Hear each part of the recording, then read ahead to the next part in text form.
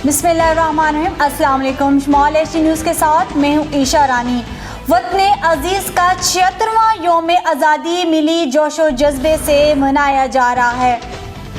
वफाकी दरअल-हुकूमत में 31 और सूबाई दरअल-हुकूमत में 21 तोपों की सलामी दी गई। मसाजिद में वतन अजीज़ की सरबुलंदी, खुशहाली और इस्तेकाम के लिए दुआएं मांगी गई। बाबा कौम और अल्लामा इकबाल के मज़ारों पर गार्ड्स की तब्दीली की तकरीब भी मुनक्कद की गई जा रहा है। वफाकी दरअल-हुकूमत में 31 और सूबाई दरअल-हुकूमत में 21 तोपों की सलामी दी गई। मसाजिद में वतन अजीज़ की सरबुलंदी, खुशहाली और इस्तेकाम के लिए दुआएं मांगी गई।